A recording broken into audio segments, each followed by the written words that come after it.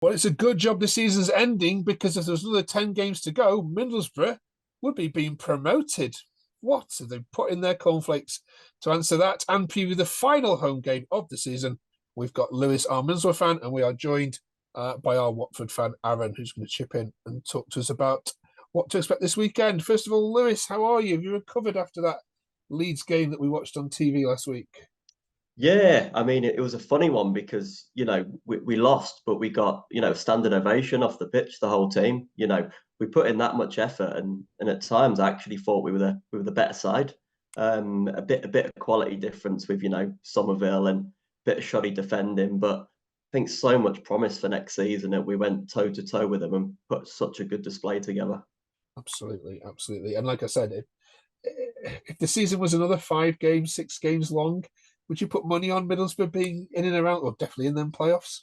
Yeah, I mean, over the last 10, we're top of the form table, 19 points from them 10. No one else can match us. And yeah, we've hit form just unfortunately at the wrong time. We've just gave ourselves a bit too much to do. But I think the way we're finishing the season, so many people now have just got so much optimism for next season. And I think that's so important because the last 2 seasons, we've had playoff disappointment in the semi-finals. The season before we missed out on the playoffs and we've gone into the next season and we've started really slow.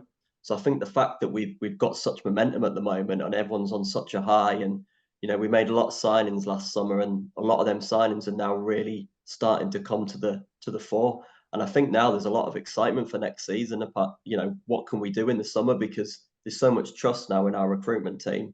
So many of these players are starting to thrive. Carrick's made some mistakes this year, but he's learned from them, and we're starting to see the best from him. And I think now it's just, full speed ahead. We can't wait for August to come round. And his old mate is in town this weekend, Mr. Tom Cleverley, two United players in the dugouts. Aaron, welcome to the Middlesbrough View. What have you made of Middlesbrough this year? Do you think, looking at them and looking at yourselves, you see much differences? I mean, I think all in all, they are probably a better side. I was kind of surprised that they didn't end up in the playoffs. I think I'm not quite sure what happened. When we went there last season, we got well played off the park. I mean, they won 2-0, but it should have been like six. Yeah. So yeah, I was surprised that they're not up there. Okay. Tell the Middlesbrough fans, Aaron, what sort of Watford side this is, because you do not ship goals anymore, do you? Don't score many, but this is going to be Latterleith's not going to have an easy time of it this weekend.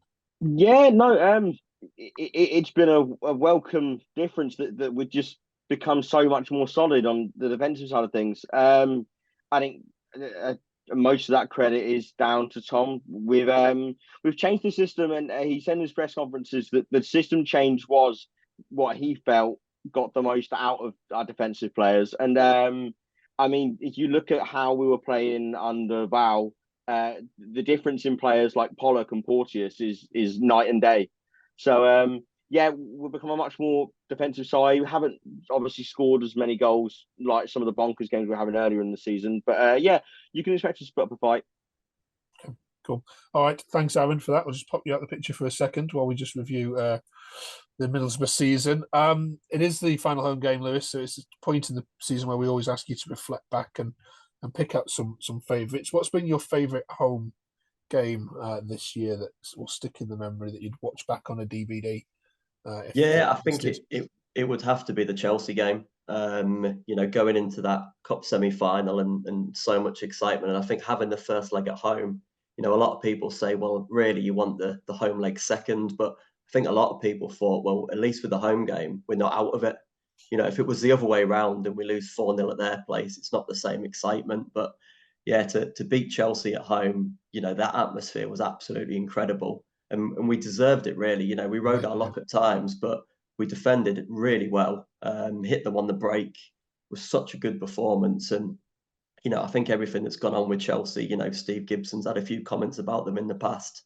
With all their billions of pounds have spent, it was nice to get one over on them. So that'll be one of them that won't just be remembered for a couple of years, be remembered for a long old time. Yeah, very good. And what's been your favourite goal that you've seen at the Riverside live this season? It might be a bit of recency bias. I was going to say last header against Leeds, but it's got to be Marcus Forces' goal against Sunderland.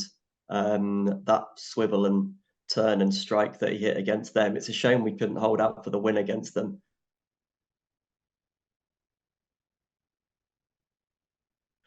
Meaning getting a goal against Sunderland. So Derby are back in the Championship and will be travelling to Riverside next year. There's no love lost between the two clubs. Are you happy to see them back?